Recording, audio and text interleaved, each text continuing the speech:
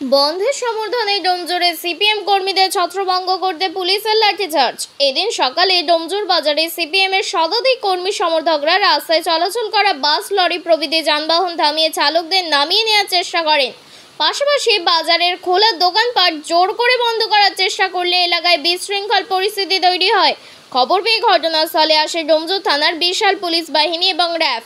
বন্ধ সমর্থকদের ছত্রভঙ্গ করতে লাঠিচার্জ করতে হয় পুলিশকে। এই ঘটনায় 3 জন বন্ধ সমর্থককে পুলিশ আটক করে। Bureau report, JBP news Bangla.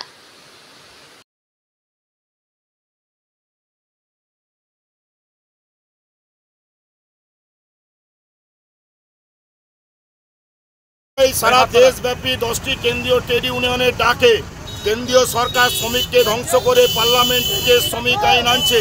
শ্রমিকের কাজের অধিকার 8 ঘন্টার পরিবর্তে 12 ঘন্টা জোর করে চালু করছে। শ্রমিকের মজুরি কেড়ে নিচ্ছে। এর বিরুদ্ধে আজকে সারা দেশব্যাপী ধর্মঘট। জীবনদায়ী ওষুধ সহ সমস্ত জিনিসের দাম লাগাতারভাবে বেড়ে চলেছে।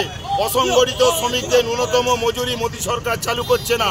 এই 17 দফা দাবিতে কৃষকের ফসলের সহায়ক মূল্য দাবিতে 2 মাস আগে থেকে ধর্মঘট ঘোষণা করা হয়েছে এবং আজকে এ রাজ্যের মমতা ব্যানার্জি সরকার মোদির দালালি করে এই ধর্মঘটকে ভাঙবার জন্য ন্যাক্কারজনকভাবে প্রশাসনকে আজকে এই ধর্মঘট ভাঙায় কাজে লাগিয়েছে।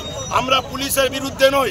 এই ধর্মঘটে অন্যতম দাবি ডিএকে সুপ্রিম কোর্ট অর্ডার দেওয়া সত্ত্বেও সরকারি কর্মচারীদের ডিএ দিচ্ছে না।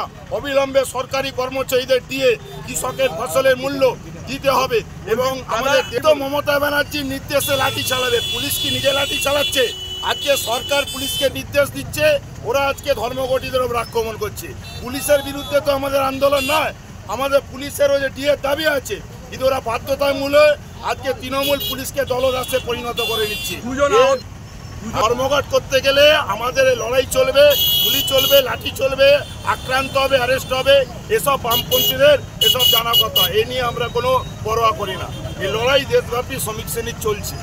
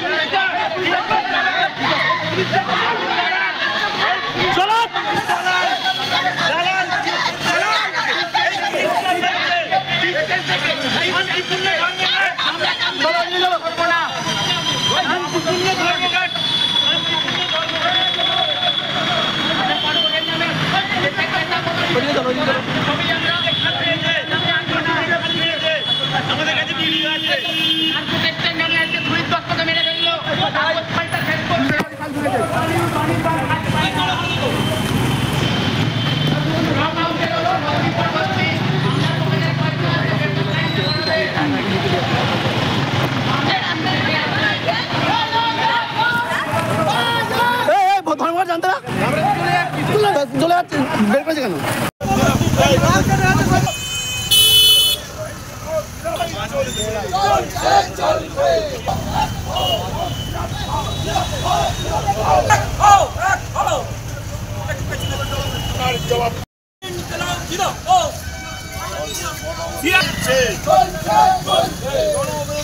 জবাব চালু করে মানুষের পকেট থেকে হাজার হাজার টাকা